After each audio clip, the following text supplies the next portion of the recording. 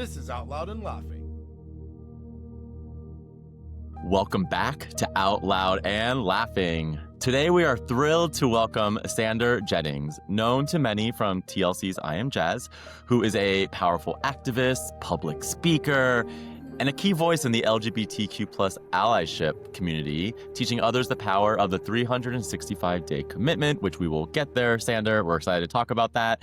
Also, he's a digital strategist, a founder of Digi Empower. Sander uniquely blends his business expertise with his passion for mission-driven change, which we love. And I'm especially happy to welcome Sander because he was also a student in one of my courses many, many years ago, since I'm aging myself. Welcome, Sander. Thank you so much for having me. I'm very excited to have this conversation and talk all things digital marketing, allyship, and life. And All laugh of it. a little bit throughout it all, too. That's always a good thing to do. Is the most important thing to do. We so look forward to going over all these things with you. First, I wanted to start at the beginning, right? So your family story was very much illuminated on TLC's I Am Jazz, where you essentially did your learning in front of millions of people in real time, right? Looking back on that time, I can only imagine, but I have to ask, what is the single most fundamental truth about identity that your sister Jazz taught you? And not so much through words, but simply by existing, how did that truth inform the work that you're doing today? Yeah, I mean, I think you hit the nail on the head right there. Just like simply existing is the truth that you're living in. But sometimes, we live in these chambers or we live in these different communities where, you feel like your most authentic self and you have these thoughts about who you are and who you want to show up as. But when you're surrounded by other people and outside influences, you get swayed into not being your true authentic self. And so for a long time, I was the proud big brother of my trans sister. And I was also the kid who liked to play sports. I was also in college, the kid who was in a frat. And so I had a bunch of different identities. And my main true core identity was I care about others and I want to help others. But sometimes in certain spaces, I felt like I was a bystander or not really truly living in my full identity because I cared what other people thought. And a lot of people in society, that's the biggest thing holding them back is other people and their thoughts. And so for me, you saw me doing that on TV, but even in the first, 5-6 seasons of I Am Jazz, I don't feel like I was this person that now I'm showing up as today on a daily basis or even when the camera was off. And that's because I cared too much about what other people thought and wasn't truly, stepping into my shoes as who I wanted to be and trying to have the influence that I wanted to have.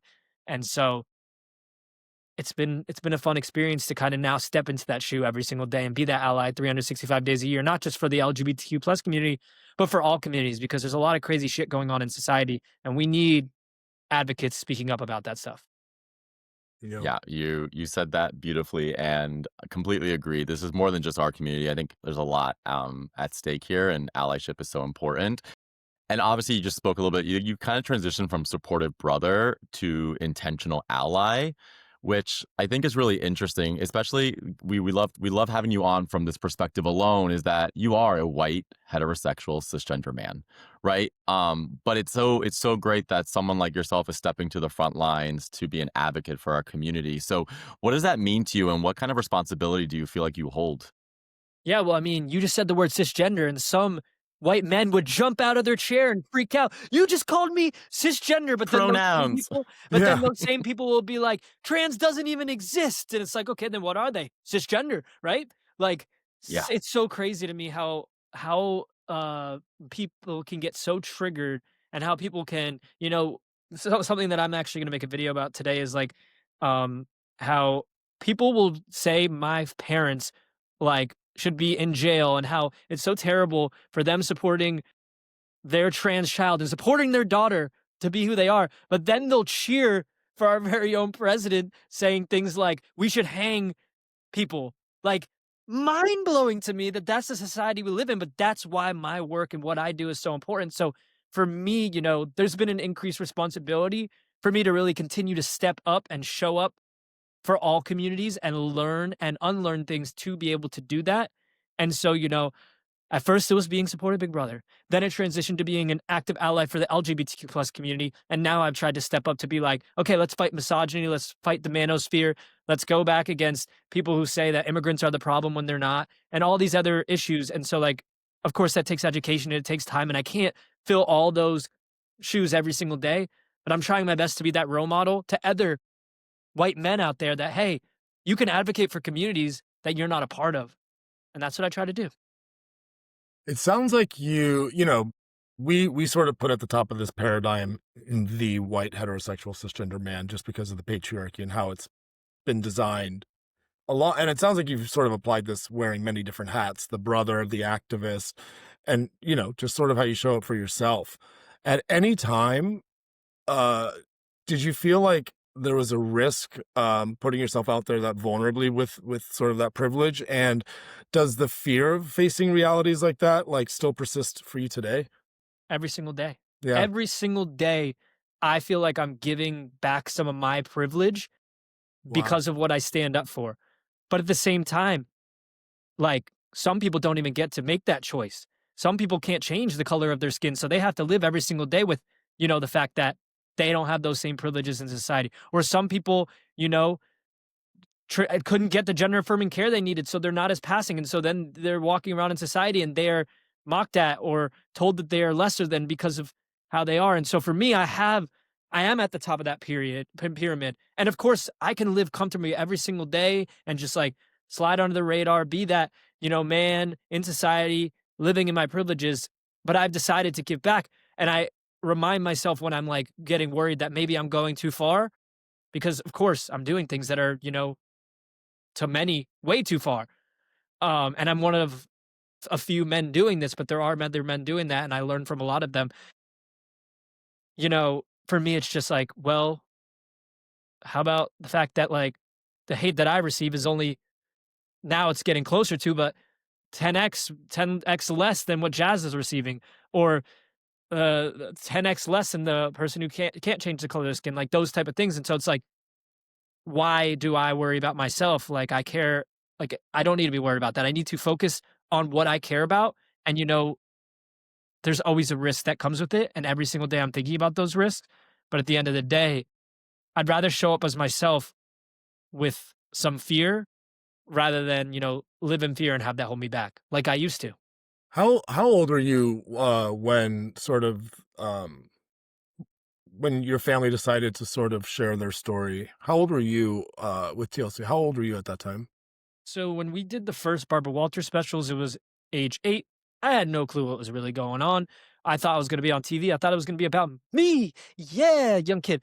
Then when I was 15, 16 is when we were really talking about doing the larger reality TV show. And at that point, I started coming to more of the understanding like this is about my sister. And our family is so unique because we're so normal, yet so many people think we're supposed to be crazy because we support trans people. Ooh, the evil trans people. Like, so yeah, that's the age that I was at. The reason why I ask is because it seems like along your journey you were impacted, and this is just an assumption, so I would love for you to sort of illuminate this a little bit for me, and our listeners.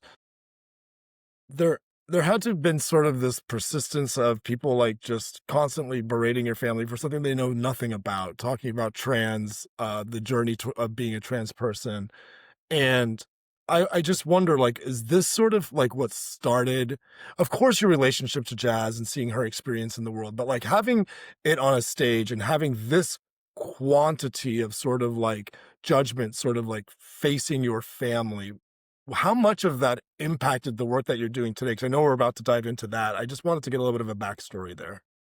Yeah, the backstory is, when I feel like I saw the hate Jazz was receiving, I wasn't really posting too much on social media.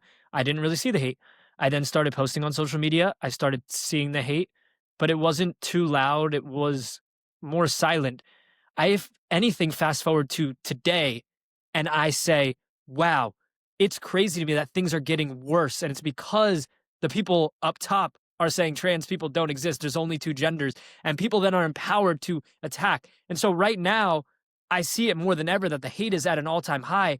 And it is mind boggling to me that we're going backwards just because people don't actually do the research or try to get to know a trans person. But if you get to know a trans person, you'll realize they just want to exist like you and me. And so, my journey has definitely been influenced by haters, but I would say it's been more influenced by me realizing and recognizing that I could impact the people who can be that supportive big brother or be that supportive friend. So I focus less on the haters as my motivation, but I focus more on, for every LGBTQ plus person, there is a sibling or a friend who can be an accepting ally. And only about, let's say it's 3 to 10% of the population identifies as LGBTQ plus. So that means 90% of people can be allies. And one accepting adult can reduce an LGBTQ plus young person's risk of suicide by 40%. And so if I can get more adults to do that, and more people to do that, and that's my goal. And that's my mission. And so it's been more the positive impacts that allyship can have versus seeing the hate. Because if I let the hate really get to me, if anything, especially right now, I feel like it would make me feel helpless. And I know Yeah. a lot of people feel helpless right now because of the hate that's being received, um, and because of kind of what our government is saying about the trans community specifically. There's 580 anti-trans bills or something like that right now. Absolutely ridiculous. Yeah, and it's all based on uneducation. I love that you've turned all this negativity to though into a positive. Like you're such a huge ally, and I wanted to deep dive a little bit into this concept of 365-day allyship because I think it's interesting. I mean, John and I even see it in our day-to-day lives. People who quote unquote support us, but don't really know how to support us, right? And so I would love to just deep dive a little bit into like what that means to you and what our listeners can take away of like what do you mean by 365-day allyship? I'm actually going to throw this question back to you Yeah. both.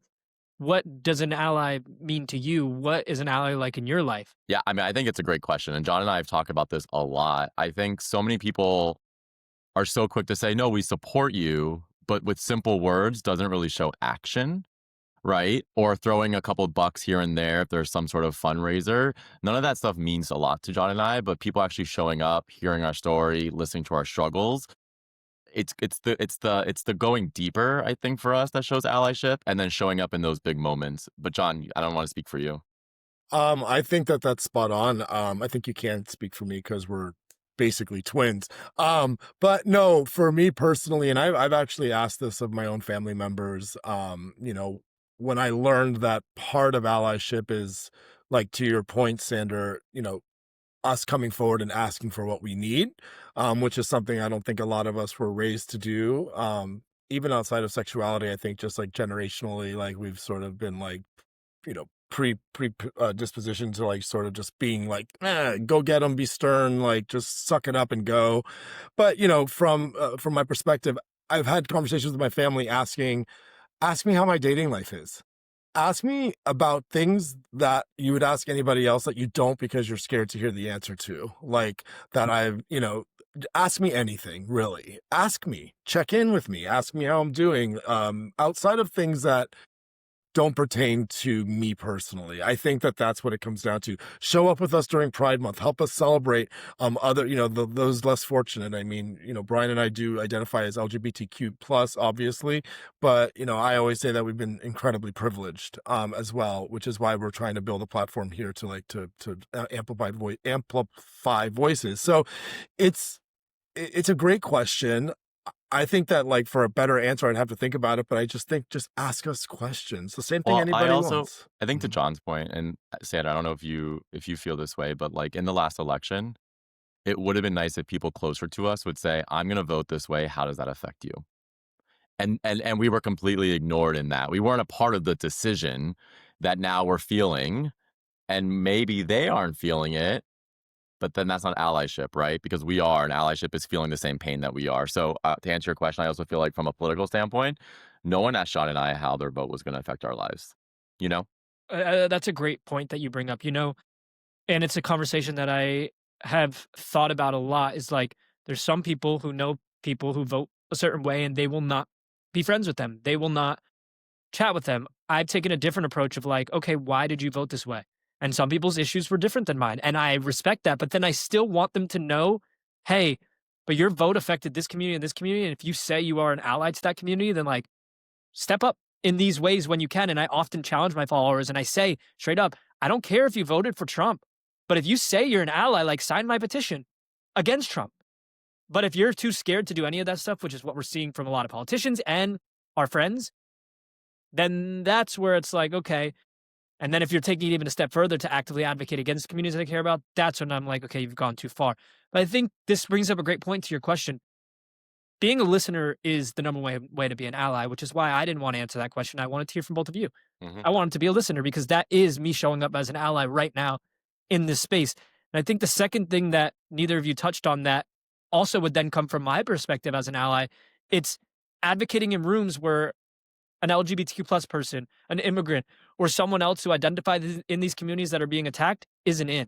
That's a huge way to be an ally. It's advocating in spaces that maybe they don't have access to. Even for women, they don't get access to the same spaces that a man like me might get access to.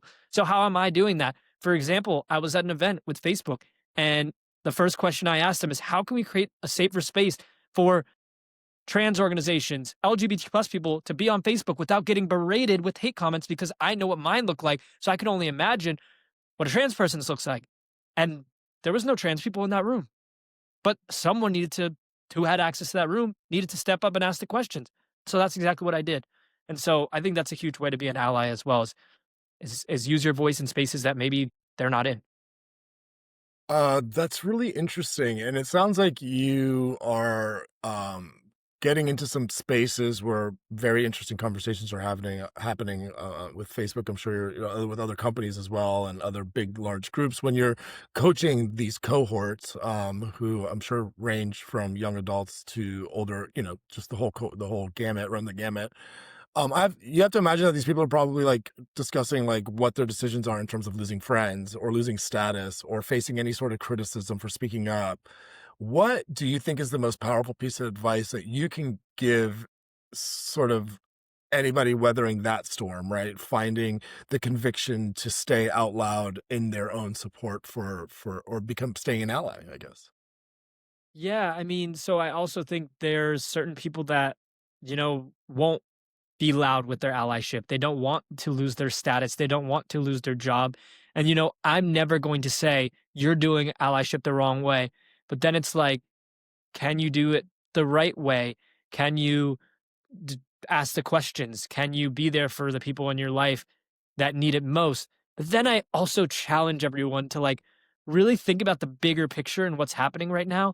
And it's like, what we're seeing is, to me, and I'm young, so, I don't know exactly how things have been in history and, back when there was Stonewall, back when there was other things happening, but I feel like everything happening right now is not normal. And I know people are worried, oh, if I speak up or I speak out, I might lose my job or I might lose my friend. But it's like, man, would you rather lose that or see people start getting ripped off the streets that aren't even just like that's what we're seeing happening. Like, how can you stay silent when that is happening? How can you stay silent when your daughter now can't get an abortion in their state? Like, does that affect you more than how much money you're making at your job? I mean, sure, it hasn't affected you yet, but maybe it will soon. Or your healthcare prices are now going up a ridiculous amount. My healthcare, I went through, and I'm having to either decide between changing my entire healthcare team or paying an extra $585 a month. Yeah, not Like, good.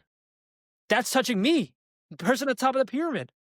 So my challenge would be, are you going to wait until it affects you to speak up? Or are you so worried about, losing your status or your job? And in many cases, you're not going to.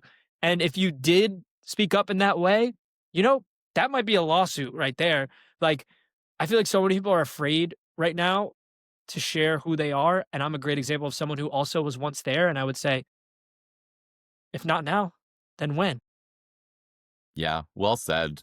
And good way to wrap it up. Like, just have a voice and use it for good. And we appreciate everything you're doing. The one thing John and I like to do with our podcast now is we like to have these really good conversations. We like to end on a lighter note, Sander. So we're hoping to do what we call this segment, the Allies Verdict.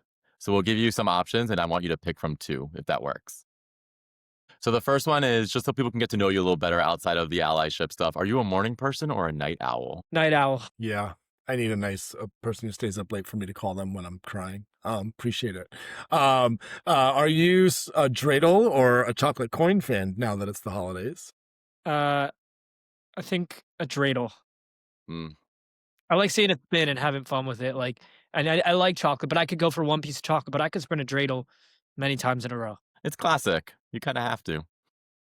Okay, you're a family guy. Do you prefer to have a family hang in or a family hang out?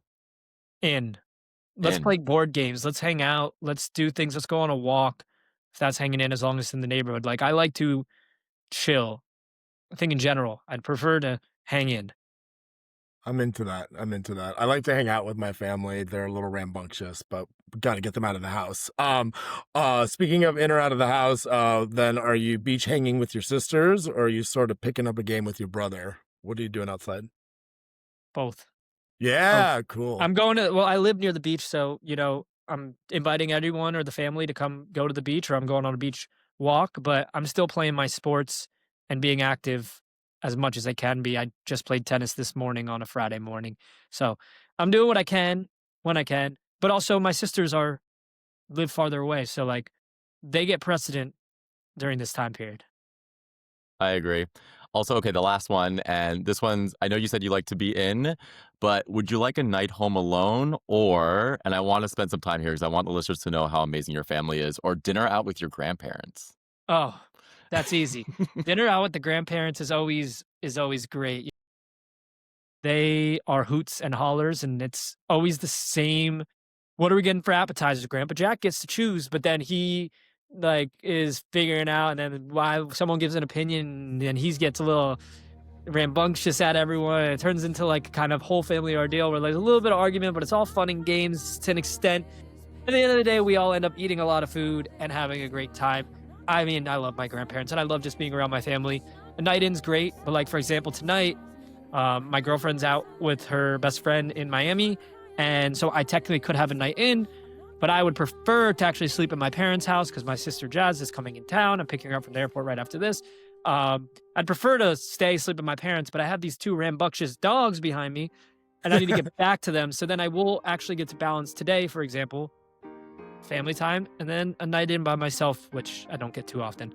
Amazing. We love it. Well, we will not keep those dogs or Jazz waiting. And of course, we definitely just wanted to send our sincerest appreciation and thanks for joining us. How cool it was to connect, learn more about you and the work you're doing for our community, your family, and more importantly for yourself. And we hopefully we can have you back soon. We'd love that. Yep, 100%. Thank you all for having me. This was a great conversation. Thanks, Sander. Very important. This was Out Loud and Laughing. We're available everywhere you get your podcasts: Spotify, Apple, YouTube, iHeart, or wherever.